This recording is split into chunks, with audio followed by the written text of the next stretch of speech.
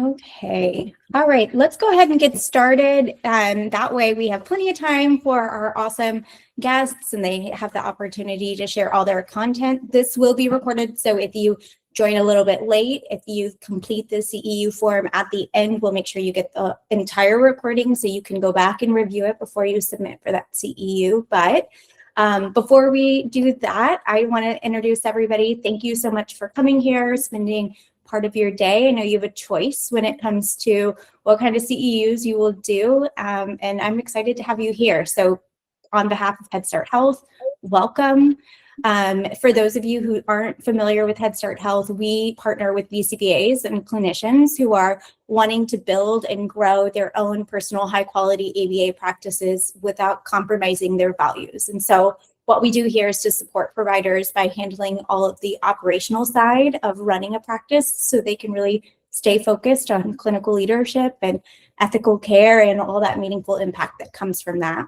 I'm Dr. Sarah Feldman. I'm a BCBA. I've been in the field for sadly 17 years at this point, not all as a BCBA, and I spent the last 10 years as the founder of my own multi-site ABA company in North Texas, and now I support BCBAs who are looking to go independent with the support of Head Start Health. And so I'm especially excited today about the CEU because it really represents the kind of conversation that our field really needs to have more of, which is honest, it's nuanced, it's rooted both in the science, but also in lived experience. I think that's really important. So I'm excited to welcome two inspiring women who are leading this kind of work. First is Brittany Smith. She's a BCBA and the founder of Beyond Therapy Consulting. Brittany is known for translating behavior analysis into really practical and ethical strategies for clinicians and for caregivers, and really for her advocacy around neurodivergent affirming practices. Her work is consistently challenging us to really think beyond whether or not an intervention just works, but really how is it experienced by the people that we are serving. When Brittany and I both spoke at the very beginning in the preparation for the CEU, she was really clear that she needed Andrea Jones right beside her. And so I'm excited to have Andrea Jones with us as well. She is a board certified behavior analyst. She's also doing that hard thing of being a PhD student in behavior analysis. And she's also a mother of 4 children, 3 of whom are neurodivergent. And she's the founder of the Family First Behavior Solutions and a co-founder of the Caregiver's Dream, which is a nonprofit focused on advocacy, public policy, and education for families of children with disabilities. With both of these ladies' accolades, I really honestly feel like I am not doing enough in this field. And so I'm really, really excited to have you guys here. Andrea is going to bring us that critical caregiver-informed perspective to her work. Her work really voices and bridges the professional experience and lived experience, just as Brittany's does. And so together, I think we're going to get a really valuable perspective. Before I hand it over to these ladies, let you know that we will, again, be recording the entire CEU. When we get to the end, you will have a link to the CEU survey, and that's going to help me be able to identify who's attended the CEU in the complete time and that you've completed the CEU so we can go ahead and send you out your survey. So if you don't complete that survey, I can't send you your certificate. We will post that link in the chat, so make sure you have access to the chat and you're checking it. If for some reason you don't get access to it, or you just didn't have time to click on that because you're running off to maybe some clinic or something else that you have to do immediately, you can reach out to me at sarah@headstart.health. So it's Sarah, S-A-R-A, at headstart.health. And I can make sure you get access to that link. I will also equip Brittany and Andrea with both of them with that link as well, so that you have access to it. So without further ado, I'm really excited to welcome Brittany and Andrea, and I'll let you take it from here. Okay, sounds great. Well, thank you for that wonderful introduction. Both Andrea and I are really excited to talk with everyone today. And this topic is one that I will say for me personally as a BCBA that started out in the field, I really had difficulty with parent coaching. I was very new to the field and new in terms of learning how to generalize principles of applied behavior analysis to families. And it was really tough in the beginning. And I do feel, as Sarah said, that there's an ongoing need. And I'm so happy to have Andrea here with me because, as Sarah said, she brings a perspective of being both a clinician and a parent, which is really, really valuable. So we're really excited to chat with you guys and get through the CEU today. Absolutely. And we're also going to go over the learning objectives of today's CEU. The learning objectives are identifying common barriers that interfere with parent and caregiver progress, explain how clinician confidence and communication can impact parent engagement and follow through. And we're also going to distinguish between the lack of skill and real life barriers. We're going to spend a lot of time on that, talking about skill deficits and barriers when evaluating goal performance. And we're going to talk about some practical strategies designed and the parent goals that are realistic, collaborative, and more aligned with caregivers' daily routine and capacities. Now, we're only going to give a couple of examples. I'm sure there are plenty out there, but we're just going to talk about some that we have heard the most of. Mm-hmm. So this CEU is not us lowering standards. We are still practicing the science of behavior. We are not blaming parents and caregivers, and we are not blaming BCBAs and BCABAs. And we're also not abandoning our structure and our science. This is about understanding barriers that parents and caregivers may have and coaching within them and within their environment. So we're going to start off by normalizing the challenge here. As I said at the top of the CEU, this is a very common struggle for many clinicians, and I won't even say just new clinicians. I think for even BCBAs who've been in the field for a long time, there's still different things that come up that you might not be sure how to problem solve. And it kind of is always a challenge because all of our lives are busy. We all have a lot going on, and sometimes time is just, it feels like there's not enough of it, and you're not able to get through to the parent goals the way that you'd like in detail. But we do want to just kind of start off by normalizing that this is a challenge. So you can go to your parent coaching sessions, and I think I was this kind of type A BCBA in the beginning where I felt like I wrote perfect parent coaching goals. I thought this is going to work fine. I make my materials, I laminate everything. I have everything ready to go in my little folder. I explain everything. And I kind of thought we all were on the same page in terms of understanding exactly what the expectations were, what the role was, that I explained everything as clear as I could. But then when I came back to get updates of how are things going, how's the visual schedule or using timers, and that's when the kind of collision hits of, oh, we didn't have time or we didn't get to do that. And it just kind of brings up all these different challenges right off the bat because you already feel like you're doing everything that you can. And we know that this doesn't mean that caregivers and parents don't care. We know that there are barriers that we're going to get into that can kind of halt progress or slow progress down. And this CEU is really meant to give creative adjustments and creative ideas that you can use in your practice to attempt to meet the parent where they are. And I know we are just getting started here, but I think it's still nice to go ahead and get like a sense of how do people feel about parent coaching? What are the different things that come up for you in terms of your experience? So Sarah's going to pull up our first poll here in a moment, and we'll be able to see the responses in the chat, which will make it a little bit more interactive because Andrea and I can we'll take the poll not anonymously with you guys and share our perspective as well. So that poll should be up on the very top. You should see a little purple guy that looks like a graph that says view all polls.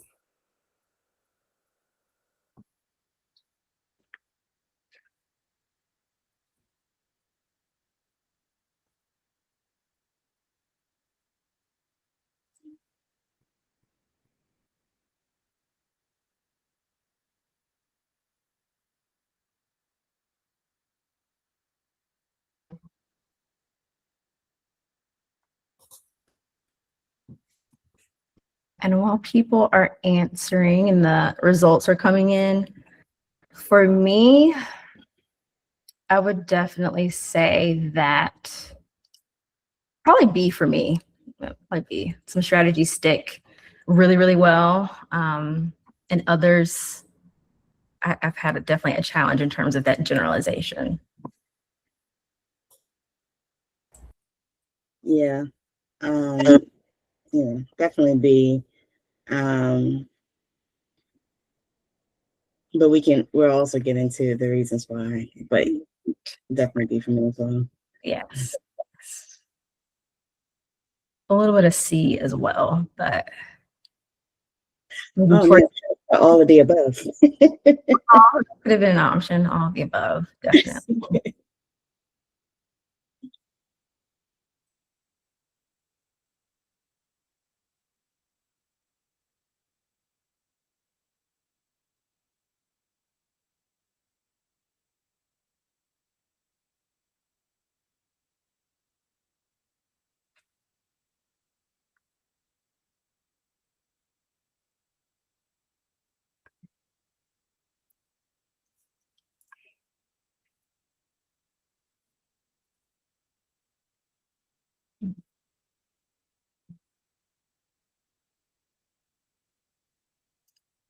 And I can't see the results on my multiple screens that I have up, but I'm definitely curious to see what the tally is.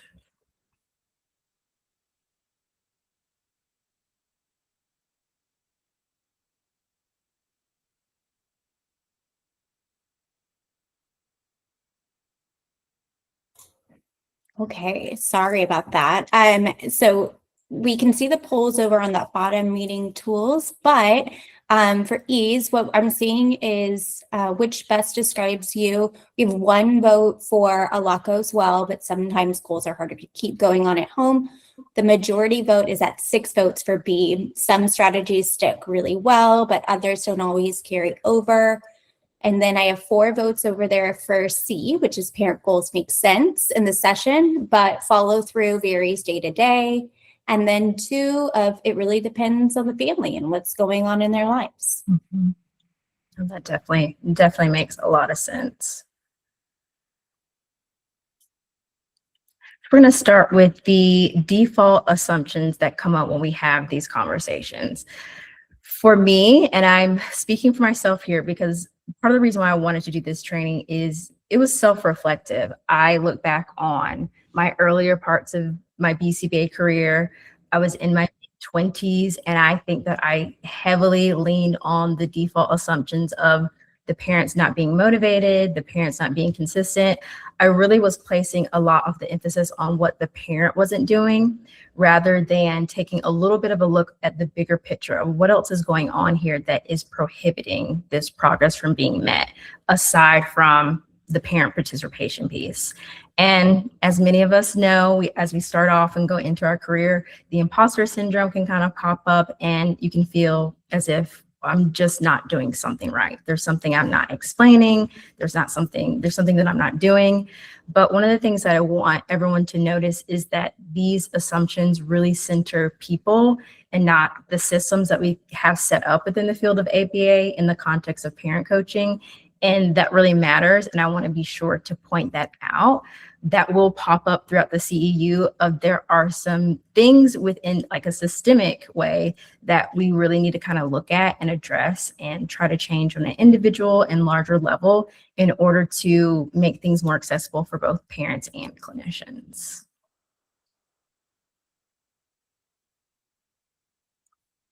And once we notice those default assumptions, pausing and that self-reflection piece is really important. Again, I feel that it was really easy for me in the past to really jump to what the parent isn't doing. But as time went on in my career, I was able to gain more skills and learn how to problem solve a bit more in terms of looking at that full picture. And before I made those adjustments, really thinking about what is going on within the home. What are questions that I can ask? What are things that I can do? And now I better understand that follow through is really shaped by capacity and fit, not just effort. A family can have all of the effort that they want to put in, all the effort in the world, but there's other things that are coming up that make it difficult. So when we're designing goals, something that works in ideal conditions, this is a big thing for me. I was designing things to work in a perfect kind of situation, but that's not life. And we know for many of the families that we work with, they have more than one child present during the session.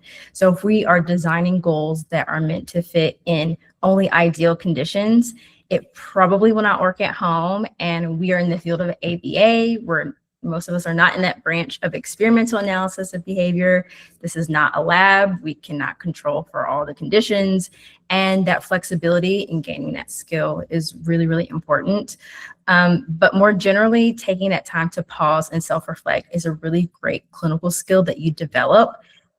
This is going to help you become a better problem solver, and that ability to be flexible, solve is going to help you really maximize your skill set as a BCBA, because you're kind of used to things being changed or thrown at you and having to be flexible. And that's a huge part of this job.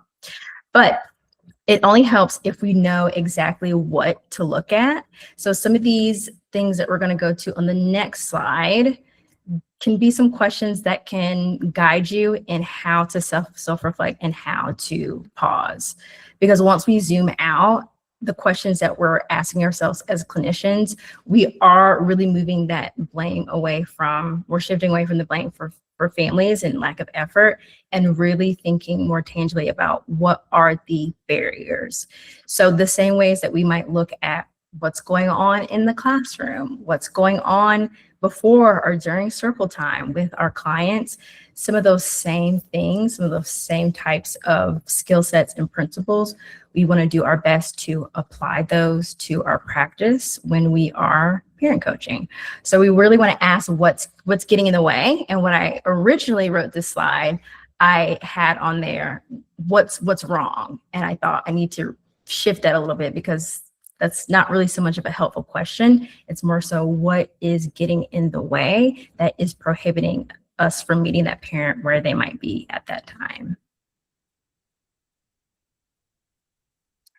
And next up, because Andrea is such a powerhouse in terms of being a PhD student, a parent, and she certainly opened my eyes up to many, many things, I want to pass the mic over to Andrea.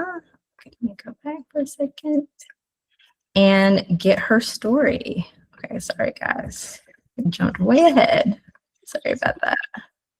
No problem. Thank you so much, Brittany. I always love to share my story with one in my parent coaching, because it makes me relatable, and the parents feel more at ease when they hear my story, and also to other BCBAs, just to help them understand like what is going on outside of this in-home therapy or clinical setting, like what is going outside of that is making parents not engaged to their full capacity. And I want to start off my daughter. She was having problem behaviors, a lot of elopement, not so much aggression, but a lot of elopement. That elopement ultimately turned into her being suspended from school for 3 days. And at this time, she was in the 1st grade. So I was very confused. I was very hurt. And even when walking her home from that suspension, she asked, was she bad? Was she a bad child? And having to explain to her like that is not the case, that maybe there were some things we just need to figure out and understand. And also it had a financial impact because she was suspended for 3 days, and I did not have anybody to watch her. So I had to use PTO for 3 days. So from that, the school counselor suggested she gets assessed. I got her assessed through one agency, which told me that there was nothing wrong with her. It was actually everything wrong with me as a parent. I didn't provide enough structure. I didn't do enough in the home. It was a lot of you're not doing this, you're not doing this. You are the reason why she is exhibiting these behaviors. And I was hurt because I felt like at that point, I didn't know what to do, and I was just trying the best with what I have, and still being told that I was a failure was very hurtful to me as a parent. I got her assessed a second time, just to get a second opinion. And during that assessment, the assessor told me that she has the most clear case of autism that she has ever experienced in doing an assessment of a child, which to me was like a relief that there was a diagnosis attached to this behavior, but also I had no idea what autism was. And once your child gets diagnosed, you immediately go into ABA. So like the movement is very quick. And so when I talk to parents, a lot of times I have to explain what is autism. Because even as I went into my ABA sessions and did my parent coaching with the BCBA, I still had no idea what is this diagnosis. I was just told that she has this diagnosis and now she needs these services.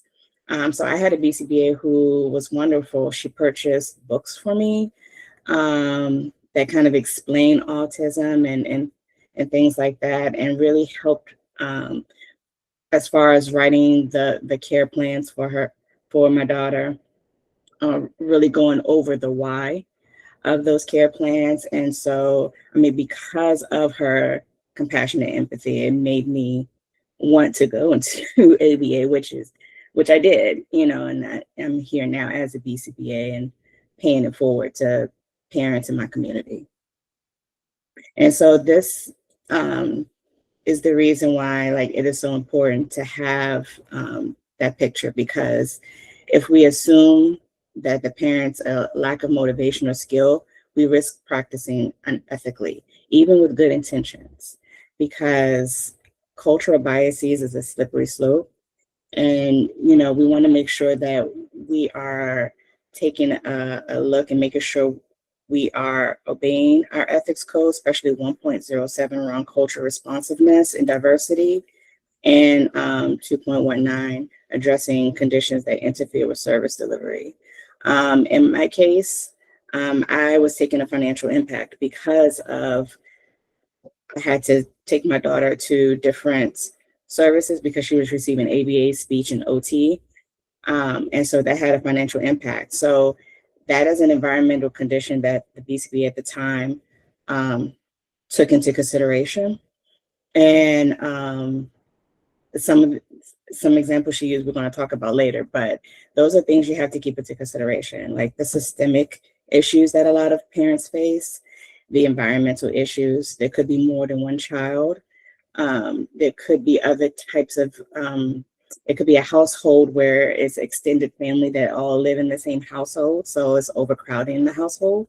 So there's a lot of other things that we have to keep in mind as we are creating these parent coaching plans for parents and caregivers. And I think I switched to ethics code. I think I did cultural first. Okay.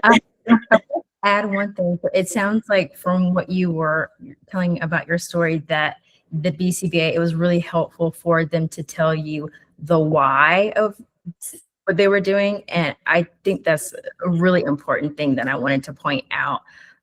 That's something that we can implement in our practice in terms of thinking out loud and helping parents kind of understand our line of thinking. And as you said, explaining that why, but it sounds like that was really, really helpful to you in learning more about your child's diagnosis.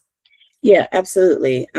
Just for a specific example, my daughter had an issue with sensory overload with toilets flushing, especially in public spaces, like in restrooms. So the BCBA did like a desensitization program where it was just slowly introducing the public toilet to her. So a lot of times we were in community spaces or we would be at the clinic, because in home she didn't really have an issue.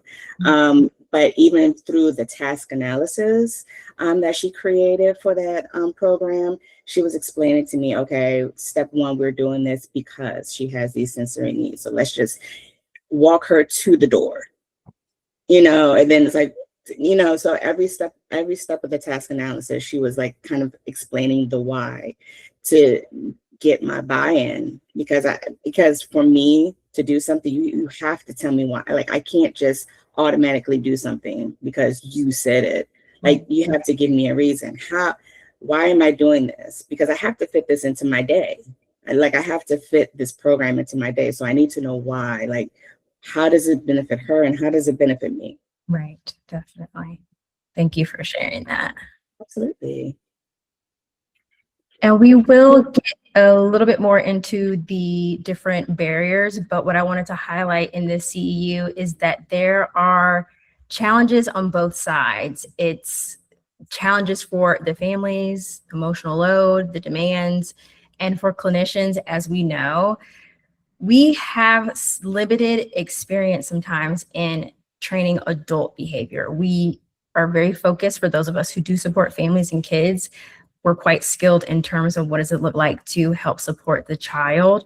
But I certainly didn't get much training in my supervision or fieldwork experience or in grad school. There wasn't much of a model of what that looked like. And then as I began to work as a BCBA, I felt that the guidance from organizations or companies I was working with was not there. And the expectation was almost as if I was supposed to figure it out on my own when I already was coming into this as a new BCBA, needing that support, but it wasn't really there. So again, I want to highlight the fact that this is about multiple systems colliding, and we all can kind of see what happens when those systems do in fact collide. And this map here is meant to just be a visual to show why a great plan or goal can break down. We can, again, have the best ideas, but I want this to stick with people. That's why I wanted it to be very colorful and stick in your mind of we're starting here. We have our parent training that starts. We want to get to that meaningful change that lasts. But there are all of these barriers that pop up on both sides. There's stress levels, and Andrea, you did mention biases, cultural differences. We have families who speak multiple languages. There's so many different things that can pop up. And for BCBAs, and perhaps even on the parent side, that pressure to produce progress quickly or do things in a way that is just going to speed up us meeting those goals. We talked a little bit about limited training on how to coach parents, but the cognitive load is on both sides. We know that BCBAs are juggling a lot between supervision, doing our treatment plans, writing goals, supporting families, making materials. It's a lot to juggle. So these different things can pop up. And I really want us to all remember that these things do happen, and it's not a failure on either side. It is just kind of, as I said earlier, taking that look from the whole picture and deciding where can we make some adjustments and where can we change some things. And we did touch on these gaps and why it feels so challenging. Sometimes the training is not there, the lack of models of what parent coaching can look like, and especially troubleshooting different challenges is something to be addressed. This is what part of the reason why we're here today. Like, we really want to talk more and have more CEUs about not just what these challenges are, but how can we address them.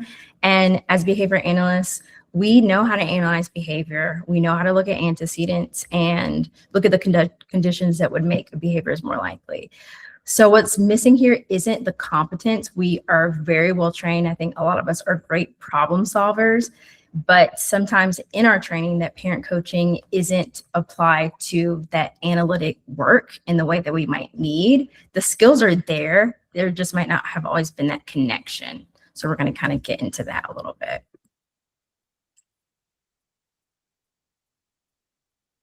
And And we are a little bit at the halfway point. So I would like to jump into poll number 2, which Sarah is going to pull up in just a moment, and we'll discuss what feels the hardest during parent training or parent coaching. What is the part that kind of gives you the most frustration, or let's say imposter syndrome, because that is very real.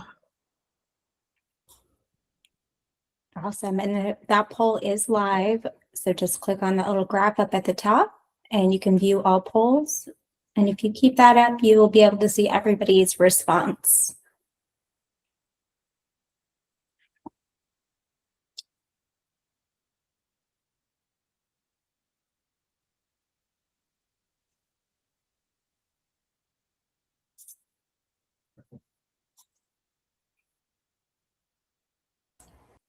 I see there are a lot of D responses, naming barriers openly and directly with caregivers. Yeah. Yes. I was stuck between B and D. I think I'm just thinking back to that first year as a BCBA where I was fresh out of grad school and I just felt like, oh, I have all these great ideas. This is perfect. And when it didn't go that way, I'm like, wait, what's happening? But the naming the barriers openly is yeah, definitely another one. I wasn't sure how to articulate the barriers other than, well, they're not doing it. But now we have a better, I have a much better viewpoint of looking at what those barriers are. But having those conversations openly with caregivers, that can be a challenge, definitely.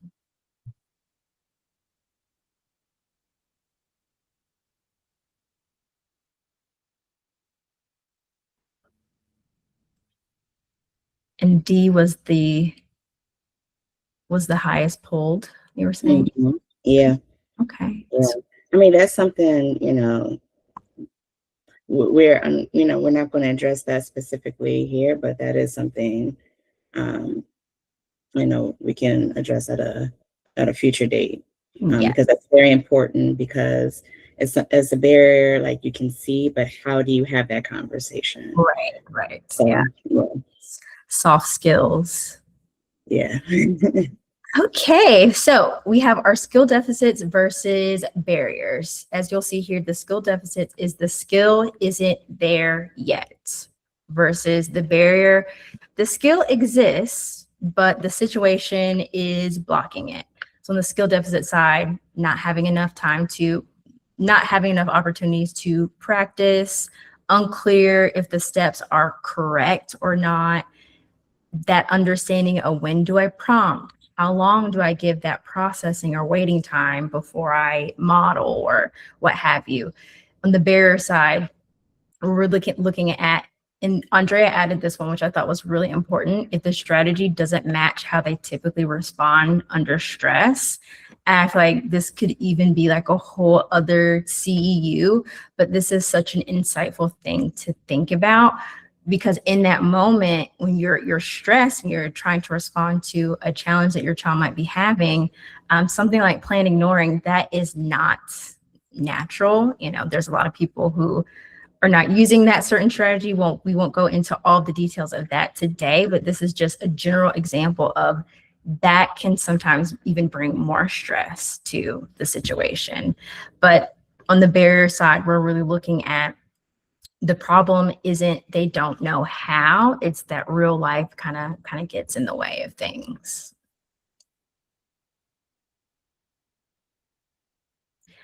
So the thing that's very important here, it's really natural to ask, how do I get the parent to do this? How do I get the parent to follow through, especially when we're so focused on generalization and helping the child. But our larger question really has to move and shift towards, how do we best design this to fit with this family, fit in this time with the capacity that they have to give. And there are a few creative adjustments that you can make depending on what's going on there. So I have pressure, timing, and high stress moments.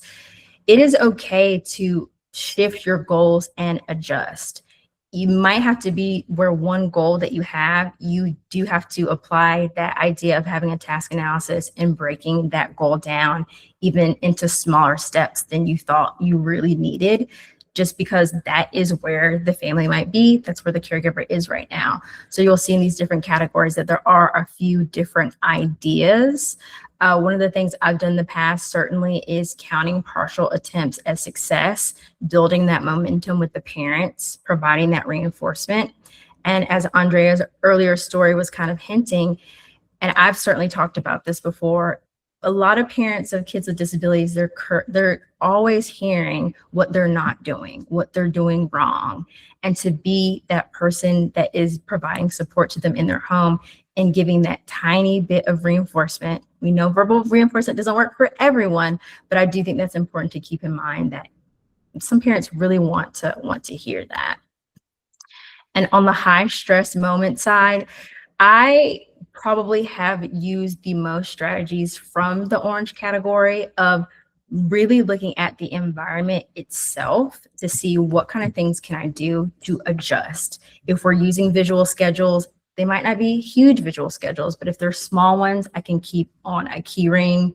I would put them on a command hook and put them up really high where other kids can't write them down. And we have a copy of it almost like in every room that the child is typically in, so that we are modifying the environment, that the tools that they need are right there. But probably one of my favorite ones that I use is having visuals that are there for the parent. So I have definitely made things like the prompting steps where I will print it out, we'll kind of talk about the steps, or I'll include them on a visual to, in that moment, the parent can look at something on the wall and they can remember, okay, this is what I need to do. It can have symbols, it can have words, but it really can go a long way of using some of those same type of tools that we use for our clients for the parents as well. And I've actually gotten a lot of really great feedback from parents of keeping these things literally on the wall where they can see them, because in the moment, if they forget, then they have that way to almost redirect themselves back to, oh yeah, I remember the steps, they're right there. And Andrea is going to get into a little bit more detailed goals related to, or examples related to these. How do we design for fit depending on the situation that occurs? Yeah, I just want to highlight Savannah said, she said a lot of parents, when they articulate they're not doing right, they're affected by enthusiastic verbal praise. I am all for social motivated, like social praise. That again, the BCBA that worked with me, she was giving me a lot of social praise.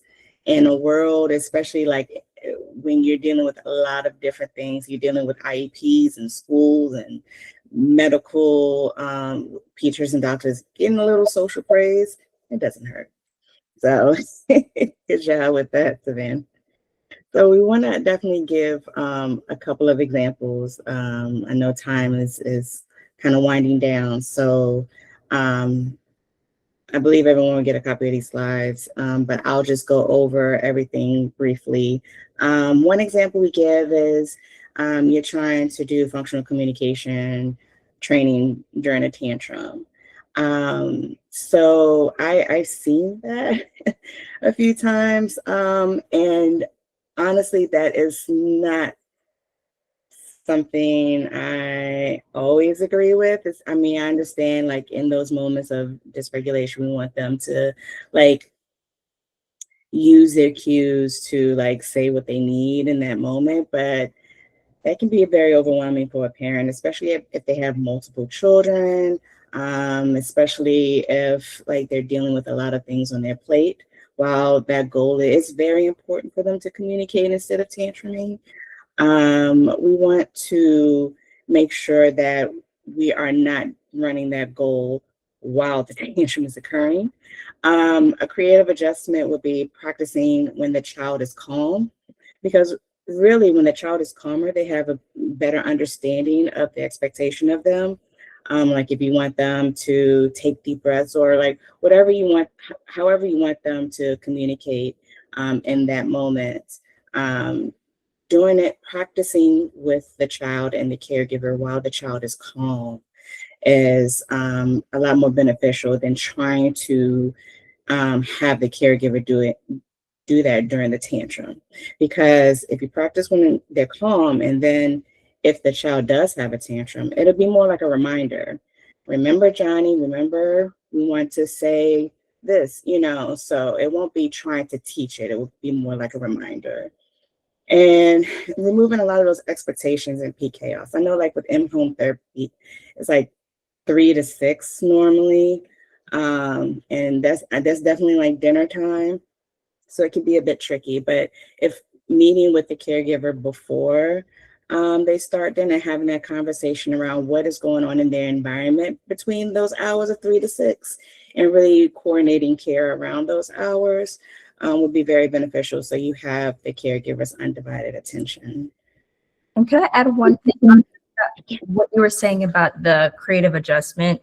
I want to highlight that you're also building that momentum for the parent when you're practicing these routines. When the child is regulated and calm, that builds patterns for the family. And sometimes you can really problem solve some of those other things that we touched on, materials not being close by, in those times when both the parent and the child are a bit more regulated, and that can kind of help support some of those more stressful moments. Yes, absolutely. So another barrier, communication problems, parent does not communicate the progress or not really communicate at all. So what actually could be happening behind the scene, parent could be emotionally dysregulated themselves, work a 12-hour shift.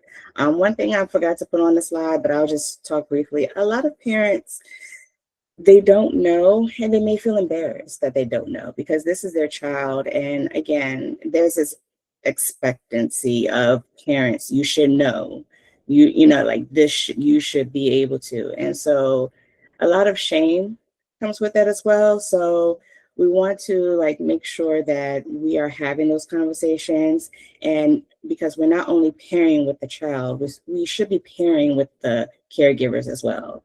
So multiple pairings should be going on. So if they are dysregulated, or if they really don't know, but they're too ashamed to ask and have those communications, a lot of times, if they're too ashamed, they could operate in avoidance and not return those calls.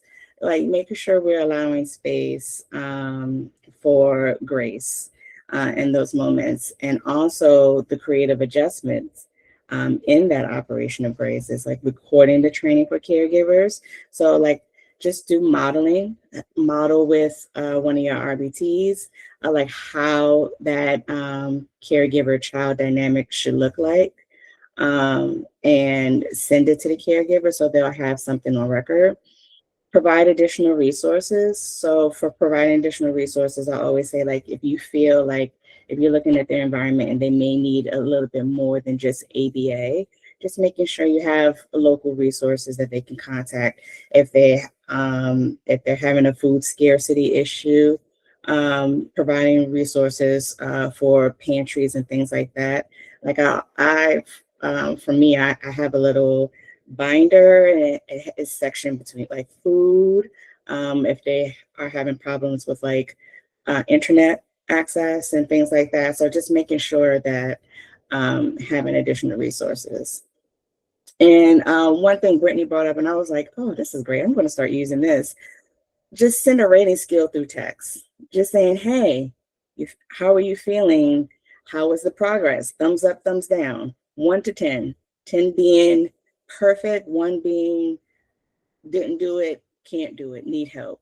And so just providing those like small check-ins with and even smaller, the word escaped me, but just providing just a quick rating scale for them, so they don't have to go into a deep explanation at the time because they may not have the time or capacity in that moment. They could be dysregulated, but just a thumbs up, thumbs down. And then if it's a thumbs down, doing a follow-up schedule with them when they are at an appropriate capacity to have those conversations.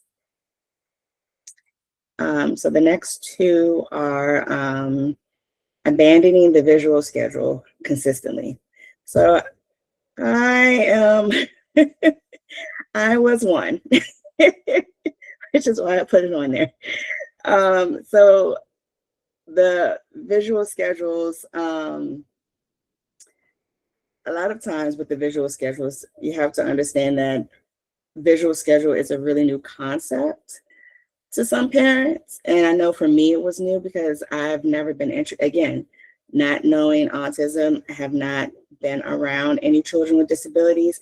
I didn't understand the concept of visual schedules until the BCBA like trained me on how to use this, model, train, and things like that. So modeling how to use a visual schedule, like when to use it, like discussing with the parent the right time to use it, because maybe during dinner or during bath time where it's a bit more chaotic, especially if there's multiple kids, may not be the best time for them.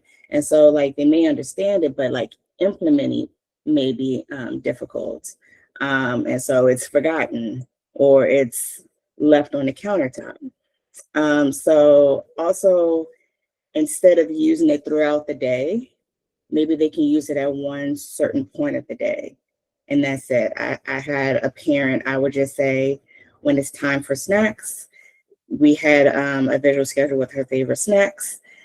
And her snack time was always at a specific time because of mom's work schedule. So we said, let's use it then because you're out of work, you have calmed down.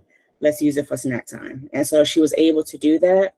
And then when she started doing that and was consistent with it, we extended it to dinner time. We extended it to bedtime routine because she was comfortable with just that snack routine and being in a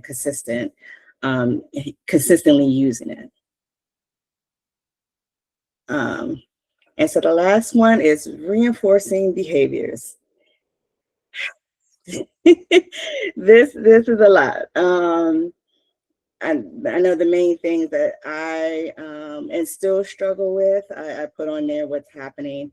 Like grandmother still gives, like you tell the parents the goals, like you only give the cookies when, they void in the toilet, if you're doing a toilet training program, and grandma or auntie has them for the weekend and gives him Oreo cookies all weekend. And so now the child is satiated. So now we can't even use the cookies for reinforcement anymore.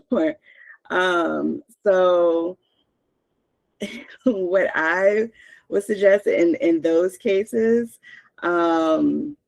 to fit that that environment, because there's nothing you can really do if grandma or auntie or big brother who is in their environment, they're giving a reinforcer out, is allow another routine that allows for a quicker reinforcement other than like toilet training routines. I always use, like when I have the caregiver and the child do shared play. So not only can you give social praise to the parent for implementing shared play programs correctly, the child gets attention from the parent, which they want, and also you can give them a quick reinforcer. So it's a win for me. Shared play with caregiver child is a win-win all over. But also give another reinforcer just for attempting to to run the toilet training program. So in this, the parent does know what to do, but sometimes they're not confident in distributing reinforcers. Sometimes they're not confident of removing it from the household or putting it up on a refrigerator. So those are just some creative adjustments that you can make. And of course, all of these are dependent on family and environment. So definitely use the examples as you see fit. Yeah, definitely. And sometimes, especially with toileting, sometimes the edible reinforcers are just not, that's very difficult, especially if you're working on manding and they very specifically man for Oreos. It's like, well, you can't say no. So it's one of those things that can be a definite challenge. We do our best to adjust and work with what we have. And I know that we are running out of time here, so I'm going to have to kind of go through these slides a little bit more quickly. But I wanted to bring up quickly a little bit of aspects of our ethical code. We definitely want to acknowledge that there's limits, because whenever I make videos about parent coaching, there's always people that are like, well, I did all this, it's still not happening. And ultimately, you can do all of the different things on your side. And it really is about recognizing your own limits. Sometimes what all these different barriers that keep coming up are teaching us is that coaching alone might not be enough for the family right now, and that we might need to look into other things that we can do. But it gets a little bit tricky, because in our ethics code, when Andre and I were reading through this is one of our codes that talks a lot about ethics and when it points towards discharge. So if there has been all of these different things going on, you're adjusting, you're supporting, you're problem solving, and it's to the point where ABA services are no longer benefiting the client, the expectation is that we can't keep just continuing services without benefit. We're expected to document our efforts and move towards discharge. But we also know that there's that kind of risk and benefit ratio of, well, we don't want the child to go without services because the parent isn't participating, but it kind of snowballs. But there are alternatives to this that I want to go into that are not related to discharge, because you really want to exhaust every single option that you have. I love Andrea's idea of having like the binder. One of the things I listed towards the end of the presentation is, as I said, I do think this is more of like a systemic thing within the field of ABA. And I would love to see organizations have resources like that available for clinicians, because I could Google it, but I don't really know how to find some of those things. So if we do a better end from the top to the bottom of ensuring that those resources are available, then it is a lot easier, I think, to, yes, follow our ethical code of documenting the barriers, collecting data. And even if you do have to temporarily shift and just kind of work on maintenance or safety while you're assessing whether or not services are still beneficial, there's still things that you are able to do on your end to see if it's impactful. Coordinating with the parallel supports, this is where other organizations and our ABA agencies could certainly come into play, because sometimes ABA is not enough. Yes, we know other clients of ours have OT and speech, but the parents might also need their own services that, with their consent, we have that conversation. Perhaps that's something they're interested in, but it would be nice, again, for those resources to be more readily available to us as the behavior analysts. Okay, Andrea, this is your call to action for all of us at the end of this CEU. Yeah, just asking ourselves, are we adding or subtracting from the stress of caregivers? We actually want to be subtracting, because we want to, with ABA, we know, because we, with the empirical research, that we have solutions for the caregivers to reduce behaviors, to increase communication and all these things. And so these are actually supposed to reduce the stress, but we don't want to create programs that are increasing the stress of the caregiver and the environment. So just making sure we're asking ourselves, are we identifying the barriers? Even if we're not able to communicate, at least if we can identify the barriers, that will be helpful as far as you creating and implementing those planning.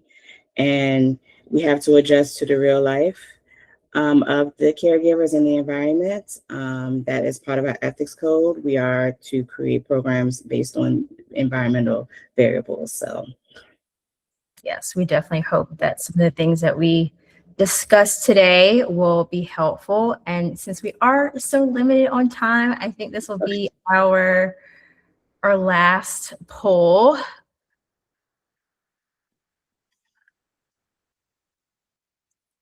And the question is, what are you taking with you today? I'm going to think about this myself.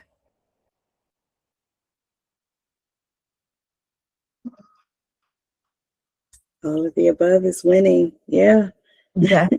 Definitely. I do think it's nice to have parent coaching CEUs where there is that validation and reassurance, because we understand that this is challenging on all sides, and we've kind of hinted at the training that we need within the field still to support clinicians.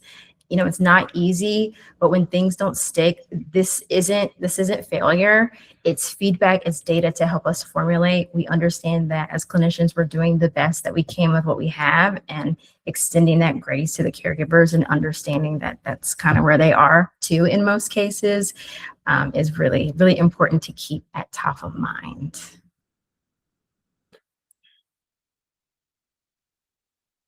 And that is the end of our presentation today. I really do hope that you guys are walking away with some more creative adjustments. It sparked some ideas of some things that you can try as early as tomorrow or today if you have parent coaching with some of your families today.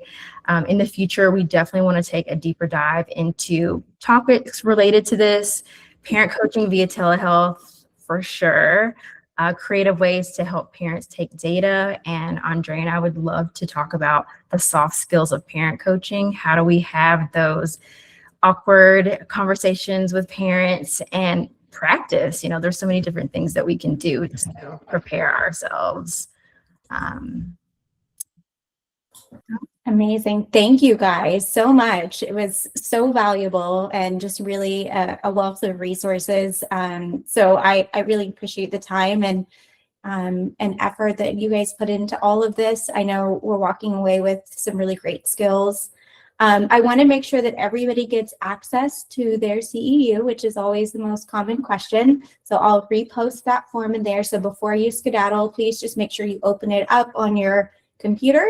And then it has an opportunity for you to give us some feedback and let us know. So if there's anything you'd like to hear in the future, any feedback you'd like to give for Brittany or Andrea, please, put that in those comments and we'll get them shared with them. But thank you guys so much. And we'll join you all next time for our next CEU. Thank you guys. Thank you so much for coming.